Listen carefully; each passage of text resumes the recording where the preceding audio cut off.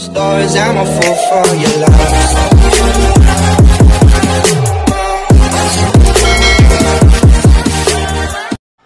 Good day mga ka-sports natin dyan. Capital Uno Solar Spikers versus Chocomucho Flying Titans. Ang labanan ngayon ay mainit nga. Mukhang naghanda naman si Jorel Singh kung saan nga nakakasabay naman siya kay Sisi Rundina. Grabe ang palitan ng bola, pero itong si Isa Molde sa set 1 pa lamang ay talagang nag-iinit na ito. Medyo maganda ngayon ang gising ng Solar Spikers sapagkat nga kita natin na halos dikitan lang ang kanilang score. Nakakahabol nga sila at kahit nga bago mag first technical timeout ay lamang-lamang ng 2 puntos ang Chocomucho. Samantalang wala nga ngayon si Kat Tolentino sapagkat meron di umanong minor injury. Pero sana ay okay lang itong si Kat Tolentino. Pero no problem naman sa kanyang posisyon dahil narito naman ang kanyang kahalili na si Honey Royce Tubino.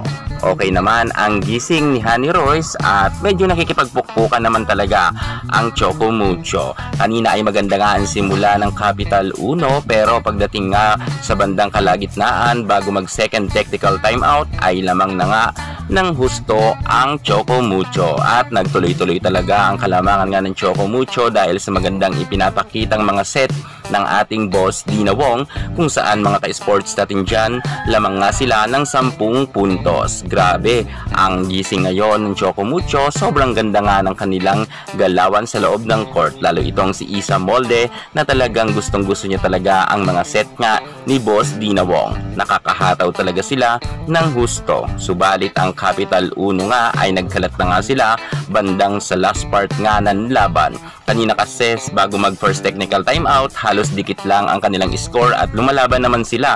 Subalit iba talaga ang Chocomucho, mas ginalingan nila kontra nga sa Capital Uno. Syempre, expected naman natin yan sapagkat ang Chocomucho ay magagaling naman talaga ang mga players. Bagamat mga veterana naman ang mga players ng ating coach Roger Goroyev, pero hindi yan sasapat sapagkat mas magagaling talaga at marami ng experience ang mga nasa Chocomucho team kung saan naman hinapos na nga ito ng score nga ng kupunan ni Boss Dina Wong sa score na 25 at 15. Lamang talaga ng 10 puntos ang Chocomucho, tinambakan nila ang Capital Uno.